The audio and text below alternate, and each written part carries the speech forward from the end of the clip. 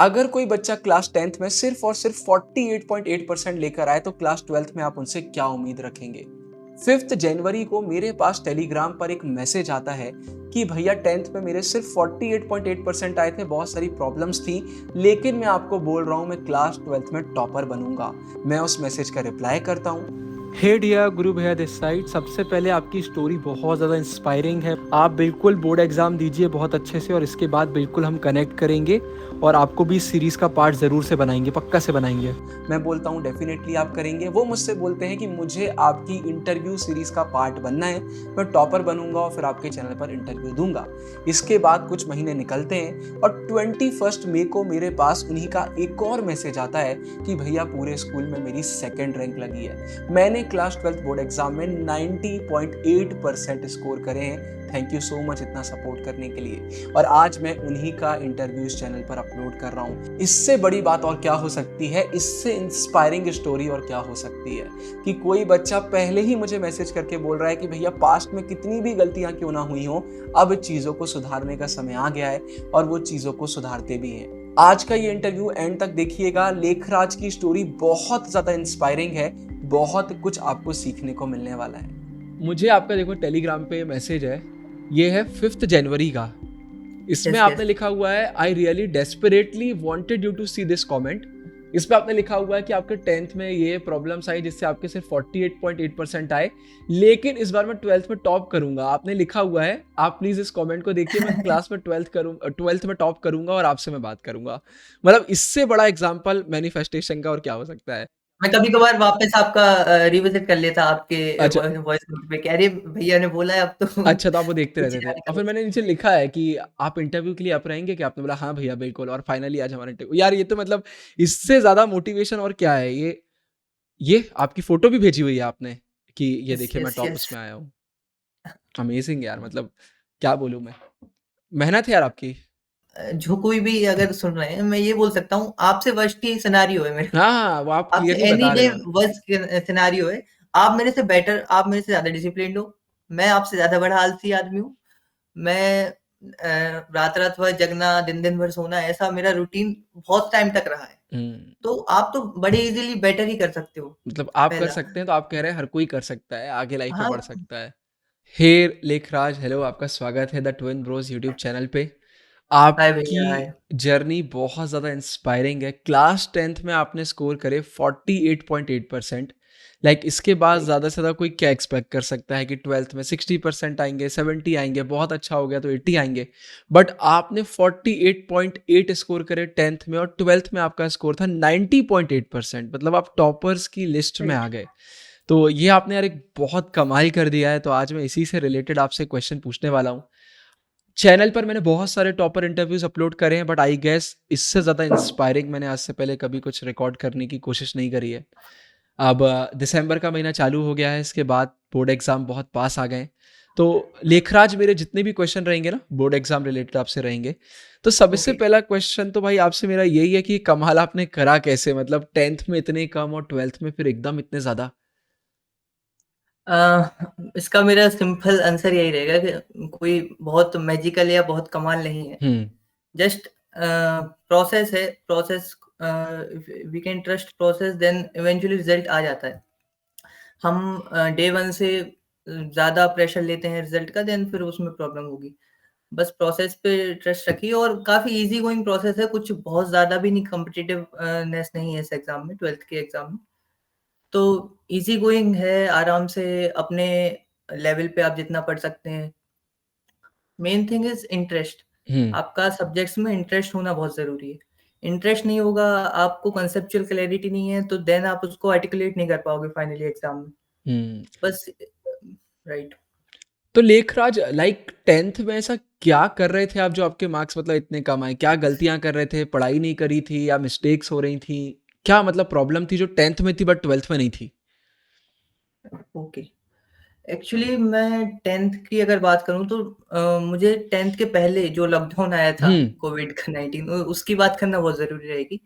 Because lockdown में मेरे जैसे सभी अफ़ेक्टेड हुए थे लोग। हुँ, सबका रूटीन चेंज हो गया था, स्कूल जाना बंद हो गया था एंड जो स्टडीज़ से कनेक्टिविटी जुड़ी रहती थी हुँ, बचपन से, स्कूल जाना, आना, घर पे पढ़ना, देन बाकी अदर एक्टिविटीज़ भी करना, वो वहाँ से टूटी लॉकडाउन से। देयर आफ्टर लॉकडाउन में मेरा रूटीन जब पूरा अ, डिस्टर्ब हुआ, उसके बाद 9th में I also got affected by dengue. हुँ, मैं हॉस्पिटलाइज़ भी हो गया था। देन 9th क्लास में काफ़ी डिस्कनेक्शन रहा स्कूल से। 10th में I tried to get back, सारा स्कूल जाने का भी ट्राई किया, बट मैं स्कूल ही नहीं जाता था। अच्छा, द रीज़न बीइंग रीज़न यही था कि मुझे सोशलाइज़ करना शायद फिर उतना ठीक नहीं लग रहा था स्कूल में। हुँ, अपने आप को प्रेज़ेंट करना स्कूल में उतना ठीक नहीं लगता था। और अ, वही है कि जो ग्रुप्स, जो लोग, जो मेरे दोस्त थे लॉकडाउन के पहले, उन्हीं से मेरी वाइब से मैच नहीं हो रही थी पहले जैसी। हुँ, तो वो एक अच्छा एनवायरनमेंट, एक हैप्पी एनवायरनमेंट नहीं बन रहा था, और मुझे वो वापस लेके आ रहा था वही मेरे रूम में, जहाँ मैं अकेला हूँ, क्योंकि लॉकडाउन की जो हैबिट थी वही। तो उसकी वजह से मेरा ऑल ओवर 10th में भी, 9th में ऑलरेडी आई सेड कि कम ही स्कूल लगे, उसमें हॉस्पिटलाइज़ भी हो गया। और इन 10th काफ़ी कम अटेंडेंस थी, आई गेस 55% अच्छा। मैक्स रही होगी तो अटेंडेंस मेरी। पहले आप पढ़ने में अच्छे थे? लाइक 7th 8th में या स्टार्टिंग से या एवरेज? अबव एवरेज तो था मैं, मतलब प्रॉपर एवरेज भी नहीं बोलेंगे, average we can say CBSE में 70%, हाँ, 80%, बट मैं 85 स्कोर कर लेता था इज़िली। मतलब आपके 80-85 आते रहते थे। या 10th में वो एकदम कम हो गया, 10th में बहुत यप। कम हो गया, लेकिन फिर आपने 12th में हाँ। जंप किया। 11th में हुँ। अच्छा स्कोर किया था आपने या 11th में ह्यूमैनिटीज़ में भी आपको कुछ कम परसेंटेज आया था? कम ही परसेंटेज आए थे भैया, 70 या 72 परसेंटेज आए थे, उसमें भी मैं ओके, श्योर नहीं हूँ। मतलब 12th में ही जंप आया है आपका, जो मेन जंप आया है, तो मेन जंप मेरा बोर्ड ही में आया है। हाँ, अच्छा 12th 12th में में भी भी बोर्ड में ऑल ओवर, आया है।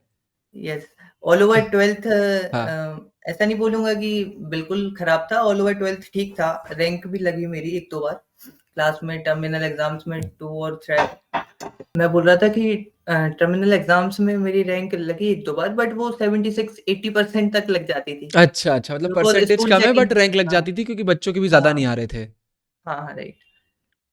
यार आप मुझे ये बताओ लेखराज कि बच्चे तो इस कंडीशन में रहते हैं कि अगर उनके स्कूल में अच्छे नहीं आते, जैसे आप प्री बोर्ड में आपके 70 आए 75 आए, उन बच्चों का भी यही होता है 70 75 आते हैं तो उन्हें तो लगता है कि बोर्ड में तो कुछ नहीं होने वाला, प्री बोर्ड में अगर 70 आ रहे हैं तो बोर्ड में तो 60 आएंगे। बट आपका जंप बहुत मैसिव है, तो ये जो फाइनल टाइम था दिसंबर का, जनवरी का, फेब का, इसमें आपने क्या किया था? लाइक डेली पढ़ाई करते थे, टाइम टेबल फॉलो करते थे, पूरा प्रोसेस बताइए आपके पढ़ने का। Okay. Actually first of all तो मेरे जो टीचर थे, हम्म, स्कूल टीचर्स थे, वो एक चीज़ क्लियर कर रहे थे कि ये जो आपके स्कूल में परसेंटेज आ रहे हैं, इससे डेफ़िनिटली ज़्यादा ही आएँगे बोर्ड्स में। ठीक है। बिकॉज़ स्कूल की चेकिंग वो बता रहे थे कि स्ट्रिक्ट चेकिंग होती हम्म, है, and there you will get additional marks. आप करंट परसेंटेज में अपने आप को प्रेशर में मत डालिए, टेंशन मत लीजिए। हम्म, आप बस रेगुलर वो एक प्रोसेस करते रहें, अपना पढ़ाई करते रहें। इस वज़ह से परसेंटेज 80 तक ही आते थे सबके। बहुत ही एक्सेप्शनल 1-2 बच्चों के ही आते थे मेरी क्लास में 90 उस पॉइंट पे भी। हम्म, देन मैंने जो फॉलो किया, आई वुड से मैं कंसिस्टेंट तो कभी नहीं रहा। अच्छा ठीक है। कंसिस्टेंट मैं कभी भी नहीं रहा हूँ कि डेली पढ़ रहा हूँ या फिर डेली।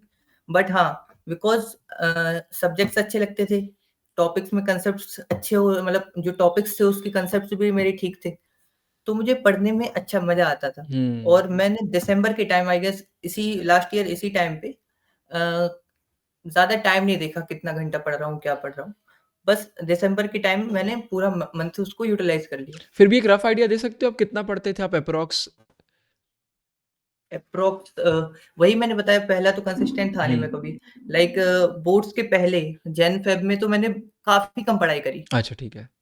क्योंकि जनवरी में फेयरवेल, फ़रवरी में फिर वही कुछ ओवरथिंकिंग एंड ऑल हुँ। सारी चीज़ें। मैंने दिसंबर के मंथ में प्री बोर्ड खत्म होने के बाद मैंने पढ़ाई करी, एंड मेरा नाइट शेड्यूल था पढ़ने का, रात में पढ़ता था मैं, और मेरा हो जाता था। मैं डेली कभी 8 घंटे भी हुआ है एग्ज़ैक्ट टाइम्स, कभी 2-2 3-3 घंटे भी बहुत हो जाते थे। मतलब ऐसा ही ऐसा कोई रहता था। फ़िक्स टाइम नहीं था और कई दिन आपके ऐसे भी चले जाते थे पहले जब आपने पढ़ा ही नहीं, दिन भर ही पढ़ाई नहीं करी, आप कंसिस्टेंट नहीं थे। हाँ, बट एंड कई में दिन फिर नहीं, आप कई हुए? हफ्ते भी चले जाते थे कई बार। अच्छा, अच्छा, अच्छा, अच्छा। हाँ, हाँ, बट ऐसा एंड में फिर कोई सीरियस हुए टिपिकल थे आप? टॉपर वाला। उम, मैं जो बोर्ड्स के गैप्स मिलते हैं उसमें तो मैंने पढ़ाई करी थी, पर वो भी काफ़ी मतलब आप हो सकता है लोगों को सुनने में अजीब लगे, बट सेम चीज़ थी जैसा हुँ। एक बैक बेंचर लास्ट में मतलब एक normal student last last hours में पढ़ता है, लास्ट बिल्कुल एक रात पहले, वैसे ही मैंने भी पढ़ाई करी, वैसे भी मैंने रिवाइज़ किया। ना सैंपल पेपर सॉल्व कर पाया मैं। सैंपल पेपर्स लेके रखे थे, सॉल्व नहीं किए। अच्छा। हाँ। अभी तक मैंने जितने भी इंटरव्यू लिए हैं, हर एक ने बोला है कि वो कंसिस्टेंट था। ये पहला ही इंटरव्यू है जहाँ आप बोल रहे हैं आप कंसिस्टेंट नहीं थे। बट उसके बाद भी आप 90 प्लस लेकर आए, तो फिर किया क्या आपने ऐसा जॉब के लिए? मतलब आपसे अगर मैं नहीं। बोलूँ आप रिफ्लेक्ट करो कि ऐसा क्या राइट। आपने सही करा जिसकी वजह से आपके 90 प्लस आए पूरे साल भर में, तो वो क्या निकल के आता है? अम, मैं एज़ आई सेड कि कंसिस्टेंट नहीं था, पर इसका मतलब ये नहीं है कि मैंने एफर्ट नहीं डाला। अच्छा। एफर्ट्स मैंने डाले हैं। एफर्ट्स मैंने हो सकता है कभी बहुत ज़्यादा डाले हैं हुँ। 12th के एग्ज़ाम्स को लेके और कभी बिल्कुल एफर्ट्स नहीं डाले। I would like to quote my class teacher. She has written in my diary that for everyone you was always late. Hmm. Always a late comer. मैं लेट कमर था स्कूल में, बहुत लेट आता था, तो you you was always late for everyone for but for me you always pushed to reach on time. Hmm. बहुत ही you प्यारी लाइन जस्ट है। वांटेड टू रीच देयर, हाँ। राइट? Anyhow. तो मेरा ये रहेगा कि मैं कोई बहुत ज़्यादा कैलकुलेटेड और ऐसा तो नहीं चला, but anyhow I just want to get there. Hmm. ये चीज़ थी मेरे लिए। तो कैसे भी लास्ट मोमेंट पढ़ के, कभी ज़्यादा पढ़ के, कभी बिल्कुल भी नहीं पढ़ पाए, बट कहीं न कहीं जैसे भी जाना था उस पॉइंट पे। जब आप पढ़ते थे मतलब फिर अच्छे से पढ़ते थे कि भाई पढ़ रहे हैं तो हाँ, समझ हाँ, में भी हाँ, आना येस, चाहिए, बनना भी चाहिए। ये नहीं है कि बस कुछ भी पढ़ लिया। मैं सारे राइट, बच्चों को बोलना चाहूँगा, देखो क्या होता है, दुनिया में अलग-अलग पर्सनैलिटी के लोग होते हैं, हर किसी का वर्किंग मेथड बहुत डिफरेंट होता है। फॉर एग्ज़ाम्पल अगर मैं अपनी और मेरे भाई, हम दोनों तो ट्विन्स हैं, हम दोनों की बात करते हैं। मेरा वर्किंग मेथड ये रहता है कि मैं स्पॉन्टेनियस एनर्जी वाला वर्क नहीं करता कि एकदम से मुझे जोश आया और मैं काम करने बैठ गया। मैं अपने दिन भर काम करूँगा, फिर अगले दिन काम करूँगा, कंसिस्टेंट वे में काम करना पसंद करता हूँ। मेरा भाई हल्का-सा डिफरेंट जाता है, वो भी डेली काम करता है, लेकिन वो एक बर्स्ट में काम करता है कि वो एक बार काम करने बैठेगा तो पता चले वो 3 दिन में 3 चैप्टर बना देगा और पता चले फिर 3 दिन वो काम नहीं करेगा। तो ये पर्सनैलिटी राइट। होती है। तो आप मेरे भाई की पर्सनैलिटी कैटेगरी में आ रहे हैं कि कई दिन आप नहीं पढ़ रहे, लेकिन जब आप पढ़ रहे हो तो फिर आप टाइम भी नहीं देख रहे कि भाई अब तो पढ़ रहे हैं तो पढ़ हाँ, रहे हैं। हाँ। तो ये ऐसा-ऐसा भी हुआ है कि प्लीज़ होल कंटिन्यू। नाइट सुबह सुबह हो गई वो पढ़ते-पढ़ते, कुछ चैप्टर वो कंप्लीट करते-करते, वो राइट? पर्सनैलिटी टाइप है आपका, वो पर्सनैलिटी टाइप रहता है। तो देखो बात वही बैठ गई। मैंने 2-2 घंटे 3 दिन पढ़ाई करी, आपने 1 दिन में 6 घंटे पढ़ाई कर ली, तो बात तो वही बैठ जाती है कि आप एफर्ट्स उतने ही डाल रहे हो जितना एक टॉपर डाल रहा है, लेकिन आपने उसको डे वाइज़ डिस्ट्रीब्यूट ना करके यप। किसी दिन ज़्यादा, किसी दिन कम कर लिया है। बट हुँ। इसमें आप जैसे बोल रहे हो कई बार सुबह हो जाती थी या आप अलग तरीके से पढ़ते हो। इसमें डेफ़िनेटली कुछ नेगेटिव साइड भी आपने देखा होगा कि ये करने के कुछ नेगेटिव साइड आ रहे होंगे लाइफ़ पे, हेल्थ पे या कुछ भी। वो कुछ आप शेयर करना चाहो? डेफ़िनिटली बैलेंस तो नहीं रहता है। हाँ। डे का बैलेंस आपका पूरा बिगड़ जाएगा। अगर आप एक ही चीज़ पे पूरा फ़ोकस कर दोगे दिन में, तो हो सकता है वो काफ़ी अच्छे से हो जाए आपका, हुँ। पर बाकी सारी चीज़ें नहीं होंगी ठीक से। तो उसके लिए मैं वो कॉम्प्रोमाइज़ करने में रेडी था, क्योंकि मैं था भी ऐसा कि if I am studying something, कोई चैप्टर पढ़ रहा हूँ, तो मैं इतना डेप्थ में पढ़ता था और उतना सुबह जैसे कि लेट्स से एक टाइम मैंने उसको पढ़ा, हुँ, फिर देन मैं डिबेट्स एंड डिस्कशन हुँ। कर रहा हूँ किसी से उसी उसी टॉपिक के बारे में, उस पे रिसर्च भी कर रहा हूँ। तो uh, these things eventually end up to your conceptual clarity इतनी हो जाती है ना, हुँ। कि फिर आपको लगता है कि आपके लेवल का सेम कोई भी अगर आपसे उस टॉपिक पे बात करे तो आपको हरा नहीं हिंडर पाएगा। नहीं कर पाएगा। हाँ, हाँ। वो बात वही, पढ़ने में मज़ा आना चाहिए, मतलब कि भाई हाँ। सिर्फ़ इसलिए नहीं पढ़ रहे कि एग्ज़ाम आ रहे हैं, हमें मज़ा आ रहा है पढ़ने में, इसलिए हम टॉपिक पढ़ रहे हैं। ठीक है। और पूरा डेली रूटीन भी उसी के अराउंड घूमने लगती है फिर। हाँ, हाँ, हाँ, फिर आप हाँ। ये नहीं सोचते कि आपको कुछ और भी करना है काम, और हाँ, आपको वही करना आपका भी मेन रहता है तो गोल फिर है। आप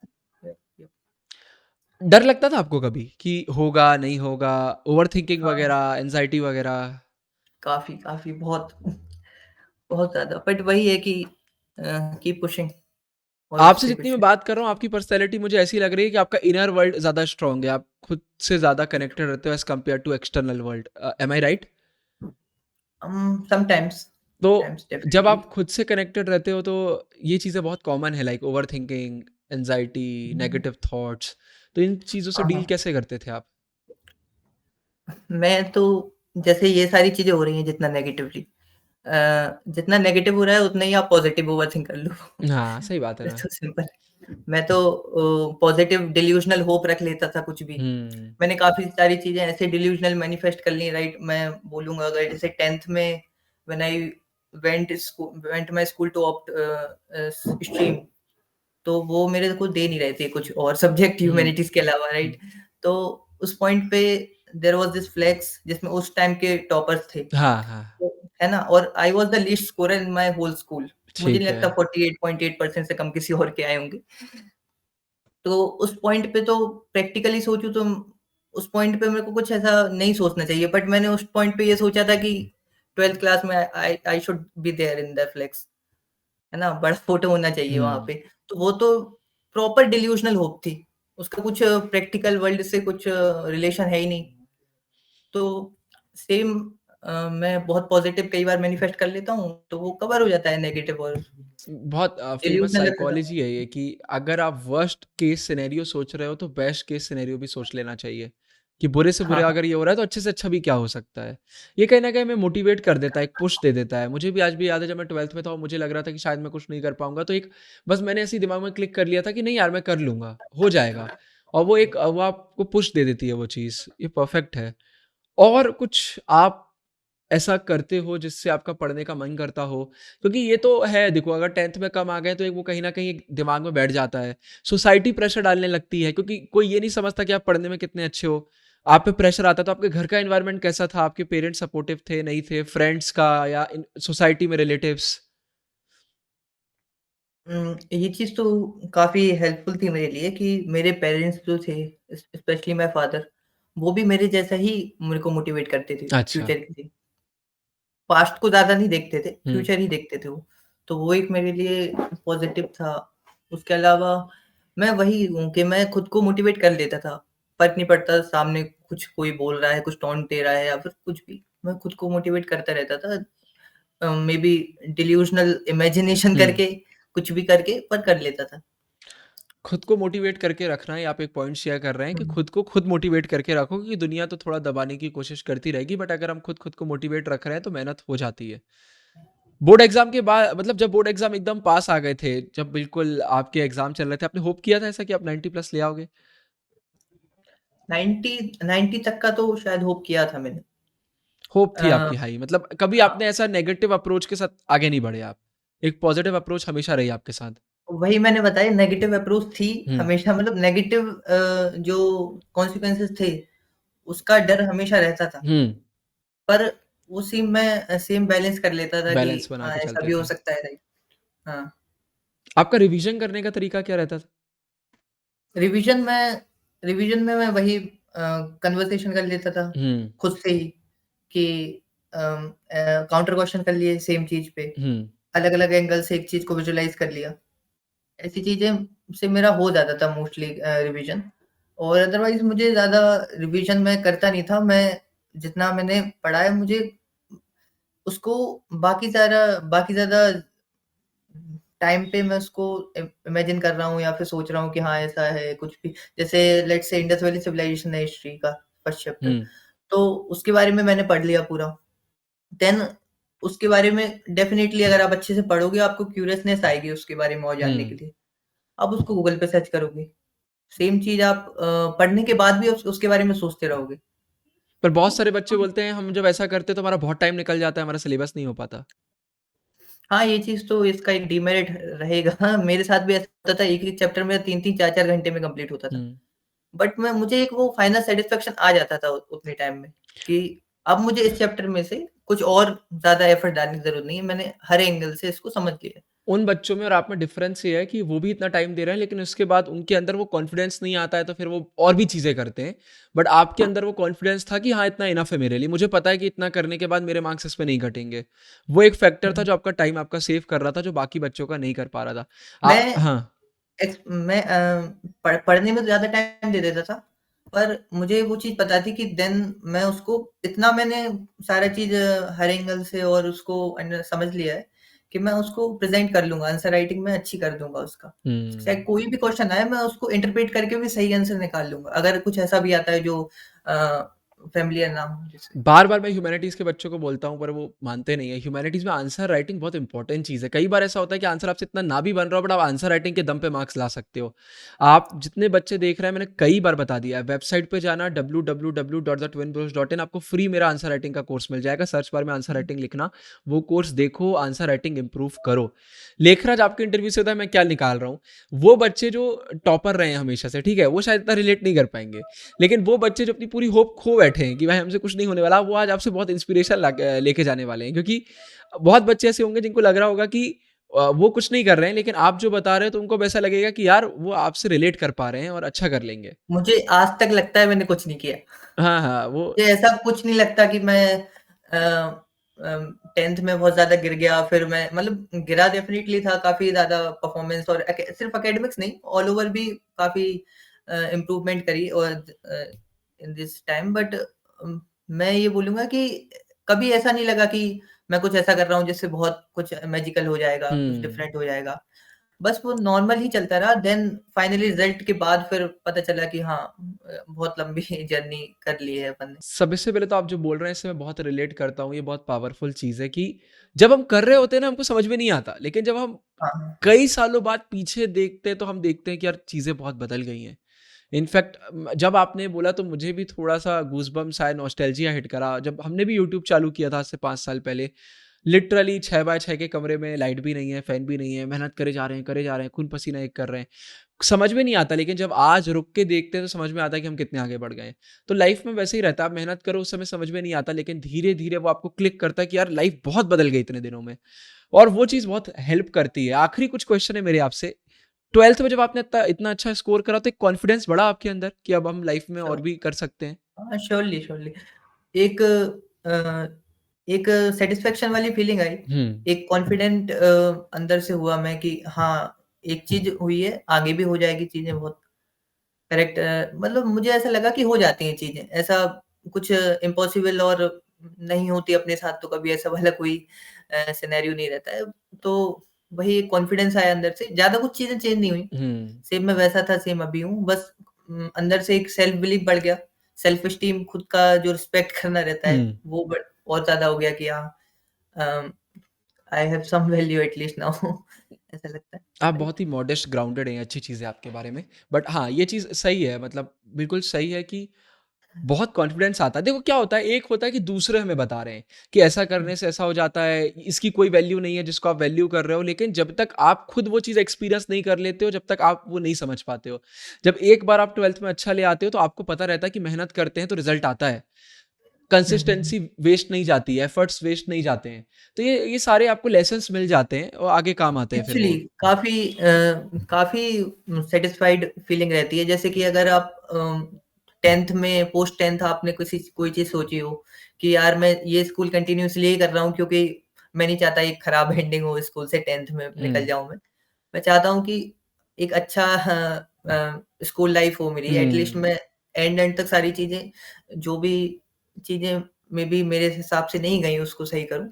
तो मैं सिर्फ़ एकेडमिक्स में ही नहीं, काफ़ी सारी चीज़ों में मैंने इम्प्रूव किया अपने आप को उस टाइम पे, और एक एब्स्ट्रैक्ट फीलिंग तो आई मुझे वो हुँ। प्रूवन मेरे मेरी चीज़ों को प्रूव करने की। तो काफ़ी सारी चीज़ें की, एंड फाइनली जब आप देखते हो कि हाँ, ऑलमोस्ट सारी चीज़ें जो आपने मैनिफेस्ट की थी या जो आपने सोची थी टिक कर दी हैं। तो अच्छा लगता है। एटलीस्ट समवेयर तो टिक कर दिए हैं, तो वो चीज़ एक काफ़ी अच्छा लगता है, उसमें सैटिस्फैक्शन भी आता है, कॉन्फिडेंस भी बढ़ता है। आप फेलियर्स को कैसे देखते हैं लेखराज? जैसे 10th में चलो मैं उसको एज़ अ फेलियर कंसिडर अभी कर रहा हूँ, ठीक है? क्योंकि आपने 12th में हाँ, अच्छा किया। ये फेलियर्स आपको लगता है लाइफ में इम्पोर्टेंट रहते हैं? डेफ़िनिटली, क्योंकि फेलियर देखो, मैं आज इसलिए उस चीज़ की वैल्यू कर पा रहा हूँ क्योंकि मैंने वो टाइम भी देखा था। हुँ, अब मेरे सामने आज कोई कम परसेंटेज या फिर maybe at any other field कुछ फेल उसको लगता हो ऐसा फेलियर हो, तो मैं समझ पाऊँगा कि मेबी ये क्या क्या फ़ील कर रहा होगा उस पॉइंट पे। सही बात है। एक है ना? राइट? एम्पैथी आ जाती है, अंडरस्टैंडिंग आ जाती है, हाँ। मॉडेस्टी आ जाती है लाइफ में और कहीं न कहीं लाइफ थोड़ा चेंज हो जाती है। लेखराज मेरा ज़्यादा अच्छे समझ पाते हैं आप, समझ अंडरस्टैंड पाते कर हैं। पाते हैं लाइफ़ एग्ज़ैक्टली, को। एग्ज़ैक्टली। थोड़े आप एक्सपीरियंस्ड हो जाते हैं, हम्बल हो जाते हैं। लेखराज मेरा आपसे आखिरी क्वेश्चन है। मैंने बहुत सारे क्वेश्चन आपसे पूछे बट अगर आखिरी में आप कुछ बोलना चाहते हो, बच्चों को कुछ मोटिवेट करना चाहते हो? Um, for 12th students only? 11th 12th college जो बच्चे देख रहे हैं सबको जो आप बोलना चाहें। राइट। मेरे हिसाब से ह्यूमैनिटीज़ स्ट्रीम में 2 चीज़ें मैटर करती हैं, 12th स्पेशली 12th एग्ज़ाम तक तो एटलीस्ट। पहला कंसेप्चुअल क्लैरिटी, हुँ, आपको कांसेप्ट्स की बहुत अच्छी क्लैरिटी होनी चाहिए आपके सब्जेक्ट्स में, हुँ, तभी आप एक ह्यूमैनिटीज़ के एक ट्रू स्टूडेंट माने गए। सेकंडली आपको आंसर राइटिंग स्किल्स होनी चाहिए बिकॉज़ जितना भी मैंने सुना है टीचर से, दैट इज़ कि 12th के बाद भी आंसर राइटिंग स्किल्स ऐसी हैं जो आपको ह्यूमैनिटीज़ में अच्छा करा बिल्कुल, सकती आई एग्री। राइट? आपको प्रेज़ेंट नहीं कर पाओगे, आपके पास कितनी नॉलेज हो, आप एग्ज़ाम में इन्विजिलेटर को नहीं बता पाओगे कि this is what I know. ये फॉर्मेट है, ये हुँ, सारी चीज़ें introduction, body, conclusion, flow chart and all सारी चीज़ें। तो सिर्फ़ 2 चीज़ों पे फ़ोकस करना है, ज़्यादा कॉम्प्लिकेशंस बिल्कुल नहीं करनी है कि इतने टाइम ये करूँगा, मैं इतने टाइम ये करूँगा। कुछ ज़्यादा करने की ज़रूरत नहीं है, जस्ट 2 चीज़ें करनी है। पहला तो आपको चैप्टर को इतने अच्छे से पढ़ना है कि आप उसमें काउंटर क्वेश्चन ढूँढ पाओ। आप उसको इतने अच्छे से डीपली अंडरस्टैंड कर पाओ कि आप मे बी उसको कभी उसका मेन आइडिया जो है कॉन्सेप्ट का, चैप्टर का मेन आइडिया, मेन कॉन्सेप्ट है, वो कभी ना भूलो एटलीस्ट। बाकी चीज़ें फैक्ट्स, फिगर्स, डेट्स वगैरह आप रिवाइज़ करके वापस याद कर लोगे।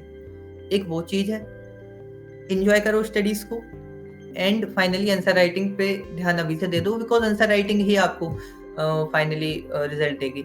कुछ-कुछ लोग आंसर राइटिंग से ही थोड़े से शॉर्ट रह गए, हुँ, हुँ, हुँ। मे बी क्राइटेरिया से। यही चीज़ है, उसके अलावा 12th में हूँ, live your life at the fullest यही बोलूँगा क्योंकि लास्ट ईयर है स्कूल का।